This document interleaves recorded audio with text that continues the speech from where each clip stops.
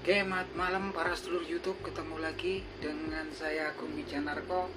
Oke, para sedulur, seperti biasa di malam hari ini saya ingin ngajak para sedulur-sedulur saya, sobat-sobat saya, teman-teman saya yang sudah subscribe dan join di kanal YouTube saya ini untuk ngobrol berita terbaru tentang dunia sepak bola, informasi terbaru tentang dunia sepak bola. Jadi teman-teman, ini ada saya selipin sebagai intermezzo ya. Selipin video seorang pemain sepak bola yang posisinya sebagai fullback atau sebagai wingback, terkadang dia versatil. Ini adalah profil daripada Neraisio Meritsito Casanwirjo ya. Jadi ini pemain kelahiran Belanda, tapi dia memiliki paspor ganda ya, Belanda sama Suriname, dan dia diyakini memiliki darah keturunan orang Jawa Suriname. Inilah Neraisio Meritsito Casanwirjo. Nah, ini Casanwirjo ya, mudah kita sebutnya. Jadi Casanwirjo ini juniornya dimulai sebagai pemain junior di klub Ajax Amsterdam ya, keren ya, termasuk papan atas Liga Belanda. Dan kemudian dari situ dia kemudian bergabung dengan FC Groningen. Setelah dengan Groningen, Casanwirjo ini saat ini tergabung dengan klub Feyenoord, masih klub di Liga Eredivisie Belanda ya, Liga Utama Belanda, yang saat ini memang lagi dipinjamkan dalam masa peminjaman di Rapid Wien ya, Austria. Si Casanwirjo ini lahir di Belanda ya, di Rotterdam kalau nggak salah, sekitar tahun 2002 dia lahirnya, tahun 2002. Jadi usianya sekarang sekitar 21 tahun, memiliki tinggi badan 185 cm. Posturnya juga kekar, dan kalau kita lihat memang dia seperti posisi, kalau tipenya seperti Yance Sayuri ya, yang memang dia berposisi bisa sebagai winger kanan, bisa sebagai wingback ataupun bisa sebagai fullback. Jadi dia ini bagus dalam menyerang, juga bagus dalam bertahan. Karena kalau kita lihat dia mirip dengan kemampuannya dengan Yance Sayuri. Jadi dribblenya bagus, penetrasinya bagus, kontrol bolanya bagus, tapi dalam hal bertahan, tackle-nya dia, markingnya juga bagus Casanwirjo. Terus bedanya cuman dia posturnya postur orang Eropa ya, 185 cm, terus kekar, dan ada darah Afrikanya sepertinya ya. Kalau di Suriname kan campuran ya, orang Belanda, orang Jawa, dan orang Afrika. Ini posturnya kencang, makanya dia memang kuat ya dalam tinggi, duel udara, kemudian markingnya juga kuat.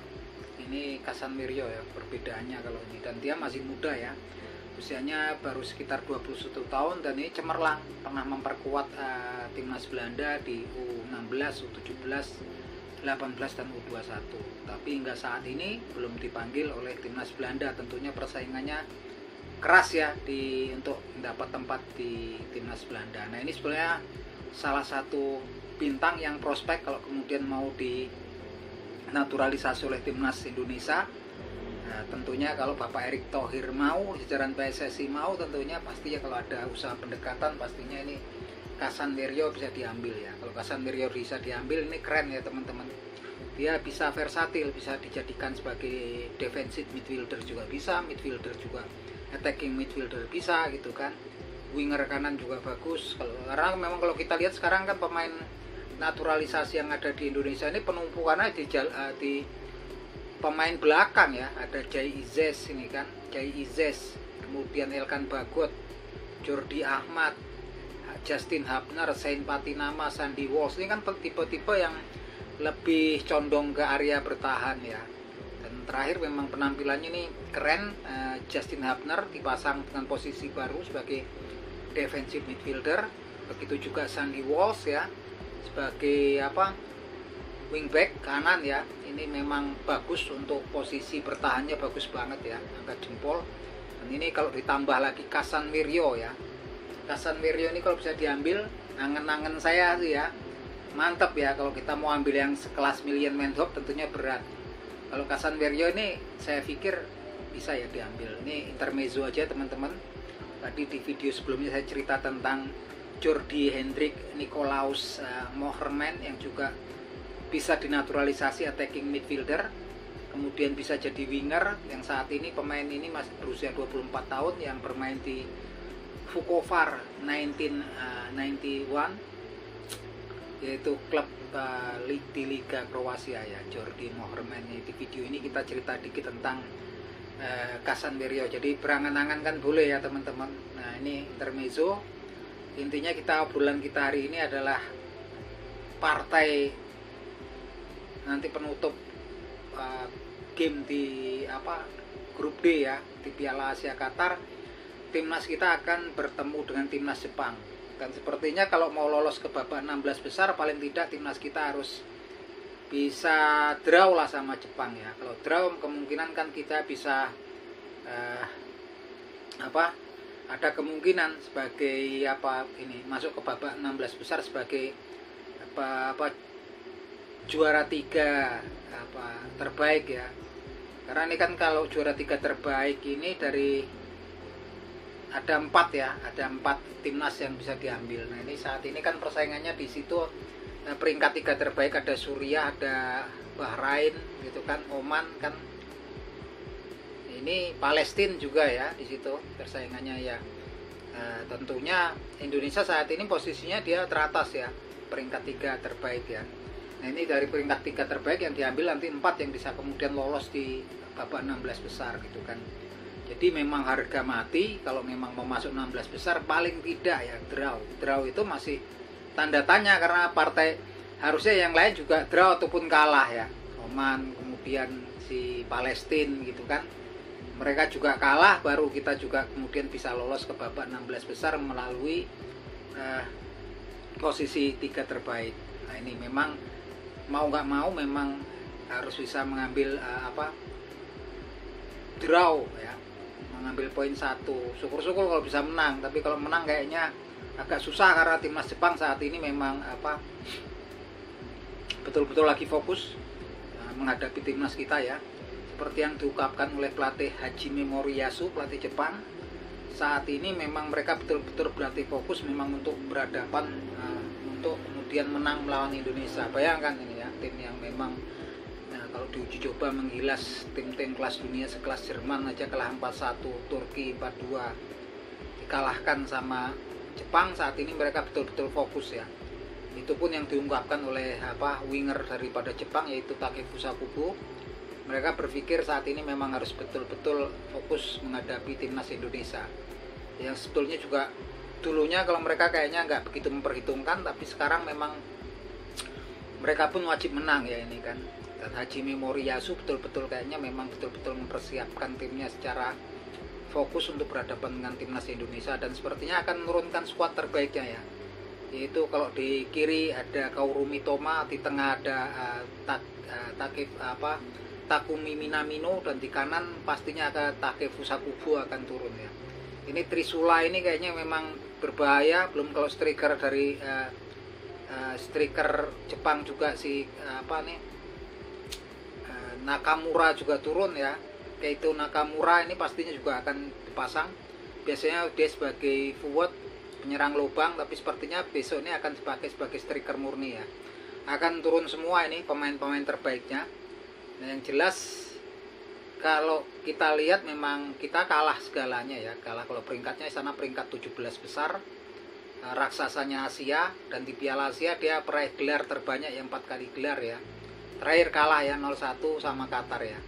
Nah ini Jepang terakhir juga nggak pernah kalah, kalahnya yang bisa ngalahin cuman Kolombia 2-1, dan terakhir di Piala Asia dia kalah dari Irak ya 2-1. Nah ini kalau kita mau berhadapan dengan Jepang, saya pikir harus belajar banyak dari Copa del Rey ya. Copa del Rey kemarin mempertemukan di babak 16 besar, sistem gugur, mempertemukan salah satu partainya adalah yang saya perhatikan partai Real Madrid melawan Atletico Madrid, dan kayaknya memang mirip-mirip Atletico Madrid walaupun banyak pemain moncer. Di situ ada Alvaro Morata, kemudian juga ada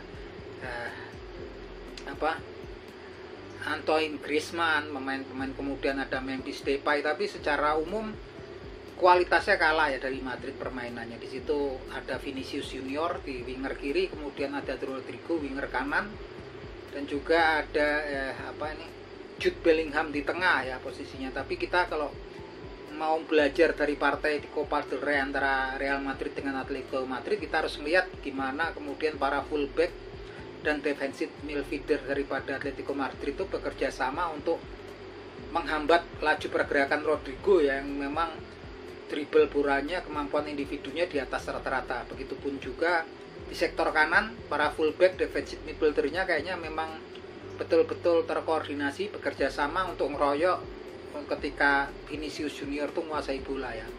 Jadi kalau kita mau lihat itu memang fullbacknya sama defensive midfielder memang bekerja sama secara komprehensif ya. Dan begitu juga kalau Jude Bellingham menguasai bola itu langsung juga dikepung juga kan, dikepung dan nggak segan-segan mereka melakukan tackle keras ataupun pelanggaran para defensive midfieldernya terhadap tiga pemain yang memiliki kemampuan dribble individu di atas rata-rata, yaitu Vinicius Junior, kemudian Jude Bellingham, dan di kanan ada Rodrigo. Dan akhirnya memang moncer ya, kemudian dengan serangan balik Samuel Lino ya berhasil memasukkan gol gitu kan.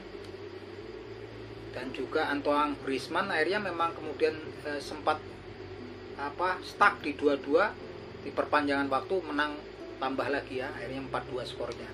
Nah kalau mau belajar dari itu kita punya kok sekarang, walaupun bagian sektor depan kita memang kalau untuk berhadapan dengan Jepang tampaknya masih kurang ya. Striker yang kita punya paling kita punya adalah Rafael Struijk, dan di belakang di Jepang punya sekelas back kelas dunia ya. Di sana kan ada ini pemain-pemain Jepangnya kan.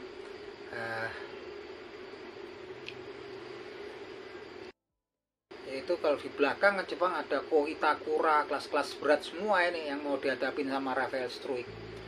Tapi yang jelas kita sebetulnya punya fullback yang mumpuni di situ. Ada defensive midfieldernya sudah bagus, itu Justin Hubner. Kemudian ada Sandy Walsh yang memang kalau kita lihat kemarin dalam menjaga pertahanan Indonesia dan juga menyerangnya bagus. Dan kita juga ada Jordi Ahmad yang kadang-kadang bisa maju ya, menutup berposisi sebagai defensive midfielder. Belum juga kita lihat beberapa pemain lain seperti nanti kalau ini bisa belum diturunkan adalah Saint Patinama ya. Tapi yang jelas yang memang udah ketara untuk pengawalan ini yang bagus adalah Justin Hubner ya di defensive midfielder, dan Sandy Walsh yang pergerakannya bagus. Dan nggak tahu nanti sepertinya sudah bisa turun lagi ini Elkan Bagot ya. Tentunya barisan belakang kita akan teruji ketika kita akan berhadapan dengan para pemain Jepang yang memang kemampuan dribble bolanya, kemampuan kontrol bolanya di atas rata-rata. Saya nggak ngerti lagi karena ini pemain-pemain ini pemain idola saya ya. Kalau saya lihat sekelas Kaoru Mitoma yang memperkuat Brighton and Hove Albion ini sering melewati 2, 3, 4 ataupun pemain lawan ya. Dia beroperasi di sayap kiri. Di sayap kanan ada pemain Real Sociedad yang lagi moncer, yaitu Takefusa Kubo, juga sama. Kalau kita lihat terakhir juga penampilan attacking midfieldernya Takumi Minamino juga sangat berbahaya ya. Tapi kalau kita belajar dari timnas Irak kemarin, mereka memang bagus ya dalam skema bertahannya. Mereka tampaknya memang bertahan tapi aktif ya. Ketika pemain-pemain Jepang menguasai bola, mereka nggak akan membiarkan pemain Jepang menguasai leluasa menguasai bola. Selalu dikejar oleh pemain Irak ya, di pressure ya, high pressure. Nah ini kita berharap banyak di hari Rabu nanti paling tidak timnas kita bisa mengambil hasil draw daripada timnas Jepang, walaupun sekecil apapun ya peluangnya. Dan kalau menatap ke depan di kualifikasi Piala Dunia, kita akan kemudian berhadapan lagi dengan Vietnam dan Irak. Ini PR-nya Irak ya teman-teman. Sebenarnya kalau kita bisa mengatasi Irak tuh paling nggak draw di kualifikasi Piala Dunia, saya yakin sih kemungkinan besar kita bisa lolos ke babak selanjutnya di kualifikasi Piala Dunia sebagai runner up. Nah Irak ini momoknya ya PR, kita 2 kali ketemu, ini terakhir nih kalah terus ya. 5-1 di kualifikasi Piala Dunia dan kemarin 3-1 di Piala Asia Qatar. Dan yang lebih parah lagi, mereka ball possession-nya kayaknya betul-betul mendeterminasi ya, hingga 70% ball possession. Timnas Irak penguasaannya ya. Indonesia cuma sekitar 30-35% ball possessionnya, dan nyaris cuma bertahan. Oleh karena itu angan-angan saya, impian saya, Tom Haye jangan sampai blunder, cepat bergabung, Ratnar Orakmangun, dan bisa kepada Bapak Erick Thohir, saya berharap nih pemain sekelas Kasan Wirjo ini bisa digaet, dan juga kalau nggak dapet yang grade A, sekelas Jordi Moherman, attacking midfieldernya juga bisa digaet ya. Yang jelas kalau untuk pemain bertahan kita memang udah penuh sesak. Pemain naturalisasinya belum juga dengan pemain-pemain yang dari lokal Indonesia ya. Ini udah banyak ya pemain bertahannya. Saya berharap kedepannya winger, striker ini memang didatangkan ya gitu. Itu harapan daripada supporter, harapan daripada pendukung fanatik Timnas Merah Putih. Apapun itu, kita berharap banyak kedepannya timnas kita banyak berbicara di kelas internasional ya. Kalau kemudian cuma mengandalkan pembinaan dan kompetisi, tentunya akan butuh waktu yang kita nggak tahu lagi, karena udah dimulai sejak puluhan tahun yang lalu ya gitu kan. Kalau kita lihat seperti manajemen klub perbandingannya ya, kelas Manchester City juga kalau kemudian nggak ngambil pemain-pemain top, cuman mengandalkan pembinaan, tentunya nggak akan kemudian semoncer sekarang ya. Itu cuman analogi simpel ya seorang pendukung, dan saya berharap ini memang jalan keluarnya satu-satunya yang speed resolusinya adalah naturalisasi. Dan saya berharap memang kedepannya pemain-pemain yang bertipe menyerang yang didatangkan. Saya pikir kalau pemain-pemain bertahan udah cukup ya kita punya, belum dengan memberi kesempatan kepada pemain-pemain dari liga lokal di Indonesia yang juga memang mempunyai kemampuan yang bagus. Apa salahnya untuk masuk kan, memang memberi kesempatan untuk mereka. Oke, gitu aja teman-teman obrolan kita di sore hari ini, di malam hari ini. Semoga menghibur teman-teman di rumah. Salam seduluran dari saya, Agung Wijanarko dari Yogyakarta ya.